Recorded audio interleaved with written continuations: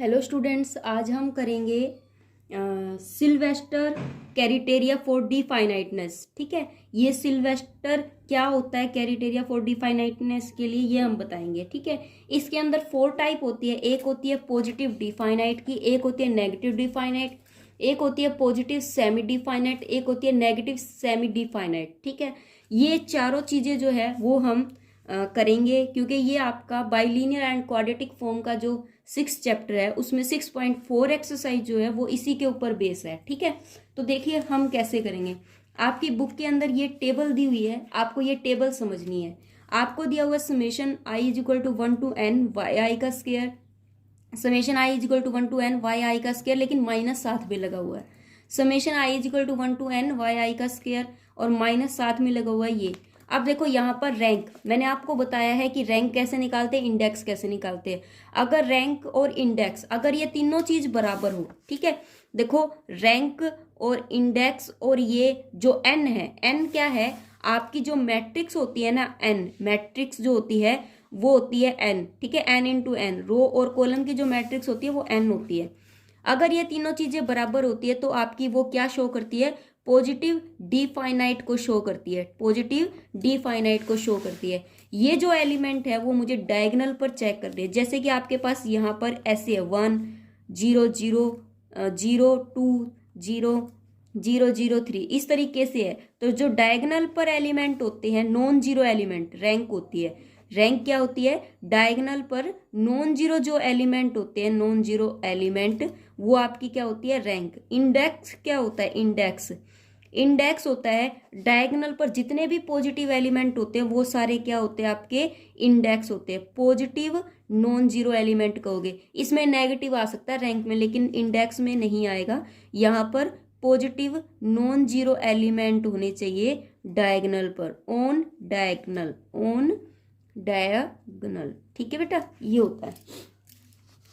ठीक है, और n आपको पता ही है 3 इंटू 3 की है, तो ये अगर तीनों चीजें बराबर होती है तो पॉजिटिव डिफाइनाइट होती है। ठीक है, और नेगेटिव डिफाइनाइट में क्या होता है, नेगेटिव डिफाइनाइट में क्या है कि डायगोनल पर जितने भी एलिमेंट है ना उन सब के साथ माइनस लगा हुआ है। ठीक है, उन सब के साथ क्या लगा हुआ है, माइनस वैल्यू लगी हुई है। ठीक है, तो इसके अंदर क्या होगा कि मैंने बताया कि रैंक तो 3 हो जाएगी इसकी भी। ठीक है, लेकिन इंडेक्स पॉजिटिव वाला होता है, तो यहाँ पर तो पॉजिटिव नहीं आ रहा, तो इंडेक्स जो है वो पी, इंडेक्स को पी से डिनोट करते हैं, तो वो क्या हो जाएगा, आपका 0 हो जाएगा। क्या हो जाएगा, 0।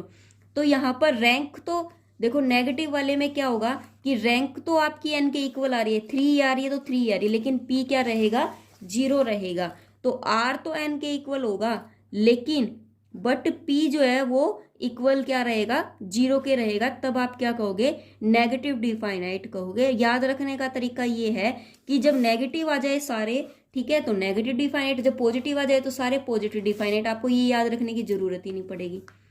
उसके बाद देखो सेमी, सेमी नाम से पता चलता है पॉजिटिव सेमी, मतलब आधे तो पॉजिटिव आए और आधा कुछ और आ रहा है। ठीक है, आधा कुछ और मतलब नेगेटिव नहीं, 0 आएगा। ठीक है, आधे पॉजिटिव आए और आधे 0 आ जाए, या फिर एक पॉजिटिव आ जाए एक 0 आ जाए, या 2 पॉजिटिव आ जाए 2 0 आ जाए, कुछ भी हो सकता है। ठीक है, तो एक अंश उसमें 0 का आएगा।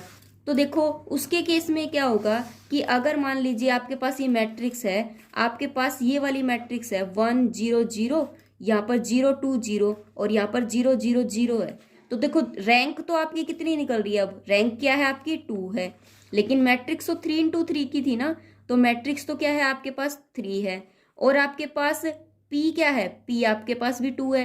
तो देखो आर और पी की वैल्यू तो इक्वल आएगी, लेकिन एन की वैल्यू इक्वल नहीं आएगी सेमी वाले में। ठीक है, पॉजिटिव सेमी में क्या होगा, देखो पी और आर की वैल्यू तो इक्वल आएगी, लेकिन आर की जो रैंक जो आई है ना वो लेस देन है किससे, एन से। आर की वैल्यू जो वो क्या है, लेस देन है एन से। आपको तो सिर्फ इतना ही पार्ट याद करना है कि अगर उसमें एक भी पॉजिटिव आ जाए ना, एक पॉजिटिव आ जाए और 0 हो जाए चाहे, ठीक है, नेगेटिव नहीं, एक पॉजिटिव आ जाए और 0 हो जाए, तो वो आपका क्या होता है, नेगेटिव पॉजिटिव सेमी डिफाइनाइट होता है। वो क्या होता है, पॉजिटिव सेमी डिफाइनाइट होता है। ठीक है, जिसके अंदर आर तो रैंक पी के इक्वल आता है, लेकिन आर की और पी की जो वैल्यू होती है वो लेस देन किसके होती है, एन के होती है।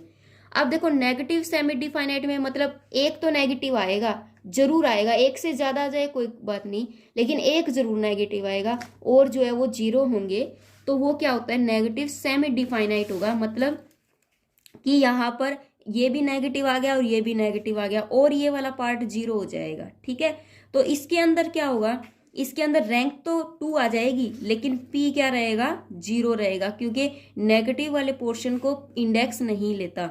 और एन की वैल्यू, आर की वैल्यू जो वो लेस देन होगी एन से, और पी की वैल्यू किसके बराबर होगी, जीरो के, तो वो क्या होता है आपका नेगेटिव डिफाइनाइट होता है। और याद रखने का तरीका तो सिर्फ इतना ही है कि पी की जो वैल्यू होती है वो इसके अंदर क्या होती है, जीरो होती है, क्योंकि इंडेक्स जो है उस चीज को, नेगेटिव वाली चीज को नहीं लेता। और सिंपल तरीके से बस इतने याद रखो, एक भी नेगेटिव वाला आ जाए और जीरो आ जाए तो आपका वो नेगेटिव सेमी डिफाइनाइट होगा। और कंप्लीट नेगेटिव डिफाइनाइट कब होगा, जब सारे नेगेटिव आ जाएंगे। पॉजिटिव सेमी डिफाइनाइट कब होगा, जब एक पॉजिटिव आ जाए और सारे जीरो आ जाए। और कंप्लीट पॉजिटिव डिफाइनाइट कब होगा, जब सारे पॉजिटिव आ जाए डायगोनल पर एलिमेंट। डायगोनल के एलिमेंट को ही चेक करना है, और किसी के एलिमेंट को आपको चेक नहीं करना है। इस तरीके से मेरी ये जो है सिल्वेस्टर क्राइटेरिया फॉर डिफाइनाइटनेस के अकॉर्डिंग ये सारे क्वेश्चन जो है मुझे 6.4 के सोल्व करने हैं, और बस यही रूल आपको अप्लाई करना है। इससे ज़्यादा आपको इसके अंदर पढ़ने की ज़रूरत नहीं है, क्योंकि इसके अलावा हमारे सिलेबस में कुछ नहीं आता। एक बात और बता दूं कि अगर मान लीजिए इस तरीके से मैट्रिक्स आ जाए, एक नेगेटिव फिर जीरो, फिर एक पॉजिटिव फिर जीरो, फिर जीरो जीरो जीरो, देखो यहाँ नेगेटिव भी आ रहा है, पॉजिटिव भी आ रहा है और जीरो भी आ रहा है। ठीक है, जब तीनों चीज आ रही है या कोई भी दो चीज भी आ रही है, एक नेगेटिव और एक पॉजिटिव, तो वो क्या होता है, ना तो वो पॉजिटिव डिफाइनाइट होता है, ना नेगेटिव डिफाइनाइट होता है, और ना वो सेमी डिफाइनाइट होता है कोई भी।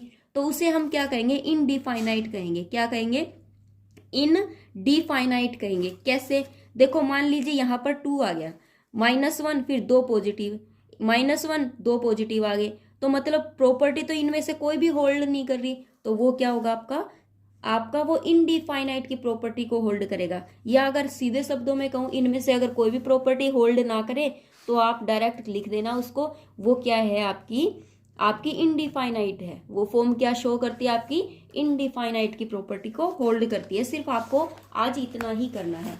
ठीक है, तब नेक्स्ट वीडियो में जो है 6.4 करेंगे। तब तक के लिए bye, take care, thank you, have a nice day. सभी बच्चे जल्दी से जल्दी लाइक और सब्सक्राइब जरूर कीजिए।